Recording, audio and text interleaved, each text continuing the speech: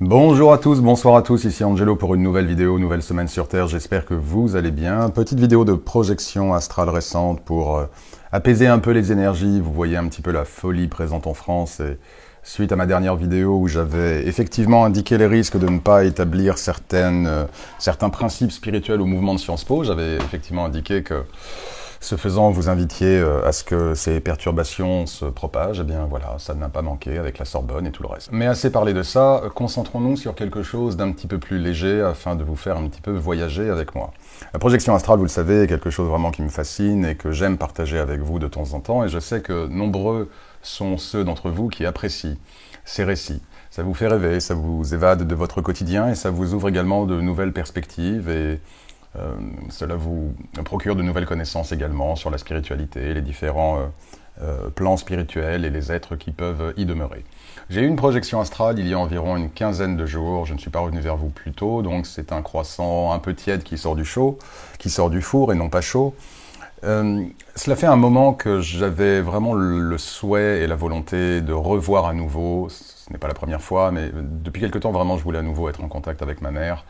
Sans rentrer dans des détails privés, car je suis une personne extrêmement pudique et privée, je n'étale pas ma vie sur les réseaux comme beaucoup le font.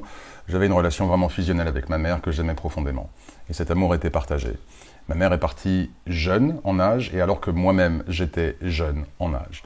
Donc, bien évidemment, la vie n'a plus jamais été la même depuis sa transition aux cieux. Et il est vrai que lorsque j'ai commencé à m'intéresser à la projection astrale, bien évidemment, l'objectif prioritaire pour moi était de pouvoir repasser du temps avec ma mère et de pouvoir la voir. Et j'ai eu plusieurs expériences à ce titre-là et comme je vous l'ai dit, récemment j'ai eu à nouveau l'envie de me présenter devant elle, probablement du fait que sa date d'anniversaire était en avril et que cela du coup m'a remis dans le cœur la volonté de passer un peu de temps avec elle. Avant de relater cette expérience de projection astrale, j'aimerais faire un petit aparté en précisant que le respect, l'hommage qui est rendu à nos chers décédés est quelque chose qui est extrêmement répandu dans le monde. Vous allez dans les sociétés tribales et ancestrales, en Afrique, en Amazonie, vous avez ce respect des morts et ce service, cet hommage qui est dû aux décédés. Je dis aux morts, je n'aime pas beaucoup ce mot, mais c'est le terme que nous employons, je préfère parler de nos chers disparus. Et encore, même en disant cela, ce n'est pas entièrement exact, puisqu'ils ne disparaissent jamais vraiment. Mais pour des questions de sémantique, par simplicité, nous allons parler des défunts et des disparus. Dans les sociétés tribales et ancestrales, vous avez ce respect, vous avez cet hommage qui est rendu, qui est payé aux décédés. Vous trouvez également ce respect dans les cultures asiatiques. En Chine, au Japon, bien évidemment, il n'est pas rare de voir des hôtels qui sont dédiés à nos chers disparus. En revanche, dans le monde occidental, il y a certains courants qui estiment que cela est de la sorcellerie ou que cela ne doit pas être fait. Chacun a le droit d'avoir ses propres convictions. Je n'essaierai jamais de convaincre une personne qui pense de cette manière de faire autrement, mais tout ce que je peux dire est que cette croyance, en tout cas, est inexacte. Les décédés conservent un profond amour pour nous et une volonté réelle de demeurer en contact auprès de nous, et rien ne les frustre davantage que le fait que, pris dans la matière, nous n'ayons pas tous nos sens ouverts pour les voir, les sentir, les entendre, lorsqu'ils se manifestent à eux. J'avais déjà pris cet exemple du film Ghost. Si vous voyez le film Ghost, vous comprendrez la frustration que peuvent avoir parfois certains défunts à notre endroit. Il n'y a donc rien de maléfique quant au fait d'honorer vos défunts. Vous ne finirez pas dans l'étang de feu et de lave pour l'avoir fait, et bien au contraire, vous maintiendrez un lien karmique et spirituel avec des âmes envers lesquelles vous avez déjà une histoire karmique et spirituelle. Et cette histoire, pour nos défunts, ne s'arrête pas à leur trépas. Elle se poursuit, puisque eux, de là où ils sont, voient la globalité du lien karmique qui les unit à nous, et dès lors sont les premiers à vouloir continuer à alimenter ce lien et se réjouissent pour tous ceux qui continuent à penser à eux, qui continuent à leur parler, qui continuent à leur faire des offrandes. J'avais rédigé à l'époque un e-book que vous pouvez trouver sur mon site et qui s'appelle « La magie des ancêtres ». Le terme magie est évidemment extrêmement impropre, c'est plus le service aux ancêtres. La première version était assez exigeante puisqu'elle enjoignait le lecteur à saluer ses ancêtres tous les jours. J'ai assoupli la chose dans la version actuelle, où une fois par semaine suffit. Mais vous avez tout le protocole, en tout cas qui est le mien, et qui me permet d'avoir un lien extrêmement ténu et étroit avec les ancêtres. Pour ceux que cela intéresse, vous pouvez sinon vous renseigner sur Internet. Vous n'avez pas à acquérir évidemment mon e-book sur mon site. Libre à vous de consulter des ressources sur Internet. Mais en tout cas, tout ça pour dire, le service aux anciens est quelque chose de noble, et quelque chose de beau, et quelque chose de spirituel, et n'est absolument pas quoi que ce soit qui viole les lois divines.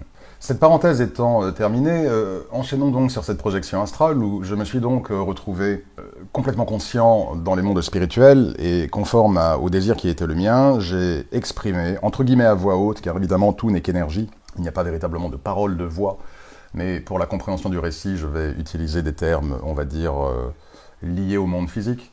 J'exprime alors à voix haute ma volonté de voir ma mère. À ce moment-là, je sens une force invisible, cette fameuse force invisible bienveillante, qui me saisit par la taille et étant accoutumé du fait, je me laisse porter sans aucune crainte. Un temps incertain se déroule et me voici arrivé sur une magnifique plage.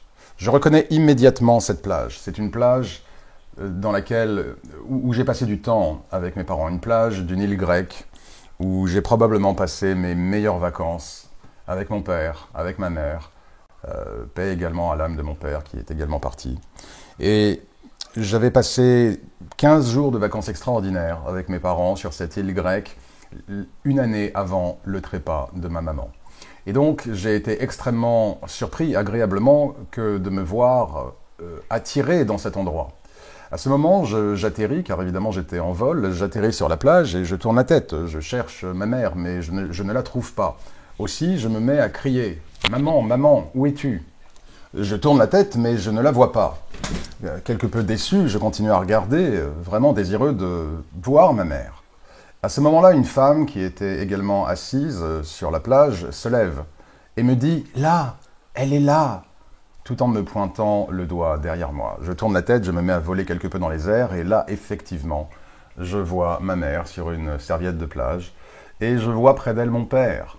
Et plus que cela, je vois ma mère qui tient dans ses bras le chien que nous avons et qui lui aussi est parti, peu de temps après le décès de mon père.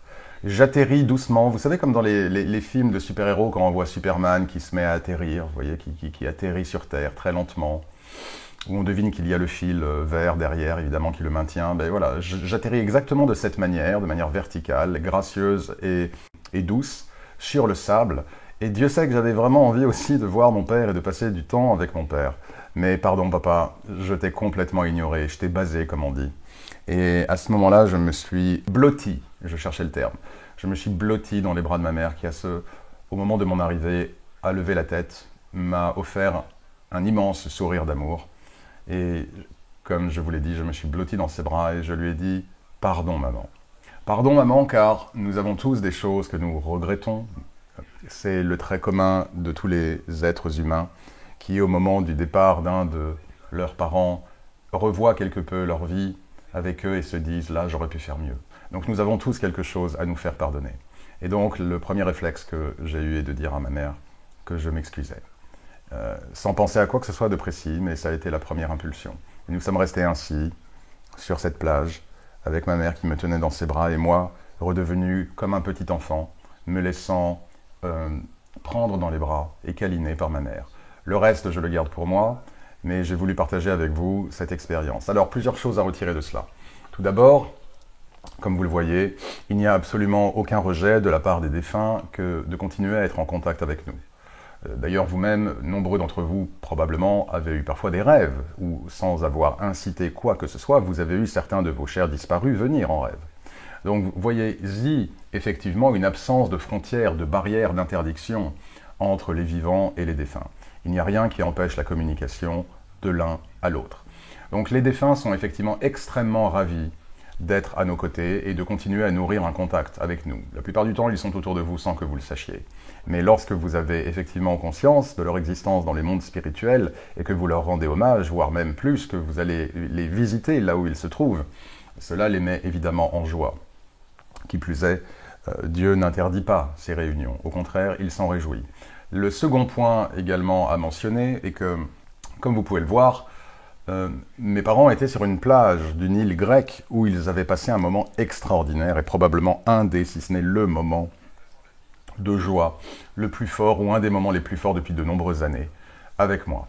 Et donc, voyez-y dans ce fait le principe que les décédés, les défunts, ne font pas que rester là où ils sont dans les plans spirituels, ils ne font pas que rester aux cieux. Ils ont des choses à y faire, bien évidemment, mais ensuite, ils ont la liberté de pouvoir voyager où ils l'entendent. Et nombreux sont les défunts qui restent évidemment attachés à de nombreuses mémoires qu'ils ont conservées de leur précédente, de leur dernière incarnation. Il n'est donc pas surprenant que mes parents aient choisi de passer un peu de temps sur cette plage, voire même d'y être, sachant que je me rendrai les voir, que je leur rendrai visite, pour que nous puissions, eux et moi, revivre un petit peu de ce bonheur passé ensemble une année avant le trépas de ma mère. Comprenez que les décédés, dès lors, visitent les lieux qu'ils ont aimés ou dans lesquels ils ont eu des émotions intenses. Par exemple, c'est quelque chose que vous pouvez utiliser à votre avantage. Si vous avez eu des moments extrêmement intenses, joyeux, des moments d'amour, des moments de rire, de complicité dans un certain lieu, allez-y. Et sachez que vos ancêtres, vos décédés, ceux que vous aimez, en tout cas vos parents, pour parler des parents bien évidemment, avec lesquels vous auriez partagé certains de ces moments dans certains de ces lieux, y seront, car ils continuent à demeurer dans ces lieux-là. J'avais fait une vidéo en projection astrale dans un cimetière, je la remettrai en fin de cette vidéo en vignette, où effectivement j'avais indiqué, vous voyez, de manière peut-être surprenante pour certains d'entre vous, les cimetières ne sont pas comme le montrent les films hollywoodiens, peuplés d'âmes errantes et de défunts qui rôdent.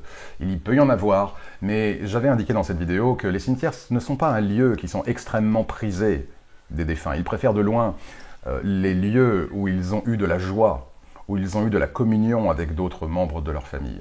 Et donc c'est la raison pour laquelle pour moi, il s'agissait de cette plage magnifique sur cette île grecque. Pour vous, il pourra s'agir d'un autre endroit. N'hésitez pas à vous rendre dans ces endroits et quand vous y êtes, à avoir un petit mot envers eux, soit dans votre tête ou murmuré, ou à voix haute. Enfin, je me souviens de cette personne décédée qui n'est pas un membre de ma famille et que j'avais croisé une fois en projection astrale et qui, pour corroborer le fait que les défunts continuent à voyager, et même sur Terre. Ils continuent à être attirés par la Terre et à vouloir en tout cas la visiter après leur trépas. J'avais été en contact avec cet être désincarné, donc cet humain désincarné, cette âme, qui, lui, m'expliquait que son hobby, son passe-temps, était de gambader dans la jungle en Inde avec les tigres du Bengale. Voilà, c'était son truc, il adorait cela. Et il passait son temps en projection astrale. Il passait son temps en voyage à partager avec les tigres d'Inde, dans la jungle. Donc vous le voyez, les défunts ont de multiples hobbies et activités. Ils peuvent évidemment demeurer aux cieux, ils peuvent aller dans d'autres plans d'existence, enfin sur d'autres planètes, mais très souvent, il n'est pas rare qu'ils reviennent sur Terre. Et ce n'est pas un manque de... N'y voyez pas une marque de manque d'élévation. D'accord ? Nous ne parlons pas ici des âmes errantes qui sont privées de leur propre fait, pas de Dieu, de leur propre fait, d'atteindre les cieux. Ici, nous parlons vraiment d'âmes qui ont été réalisées, qui se sont réalisées, qui ont pu faire leur ascension aux cieux, mais qui ensuite sont libres. On n'est pas en prison, on n'est pas au goulag quand on est aux cieux. Donc voilà, chers amis, évidemment, inutile de vous dire que lorsque j'ai ouvert les yeux, j'étais physiquement, véritablement en larmes.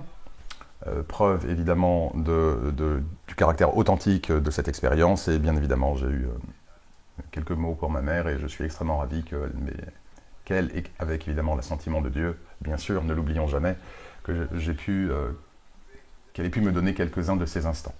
Et je me suis juré à mon réveil, je lui ai dit, papa, je suis désolé, je t'ai complètement zappé, mais je te promets, la prochaine fois c'est toi. Je t'aime mon petit papa. Voilà, chers amis, j'en reste là pour l'heure. Prenez bien soin de vous, de ceux que vous aimez et qui vous aiment. Je vous souhaite une excellente semaine. Merci encore pour vos messages. J'ai commencé à répondre à quelques commentaires assez anciens. J'ai même mis des cœurs que j'avais oubliés. Donc petit à petit, je vais de temps en temps répondre à quelques messages, à moins que je les prenne pour d'autres lives spirituels, mettre d'autres cœurs, etc., etc. Prenez bien soin de vous. À très bientôt et que Dieu vous bénisse.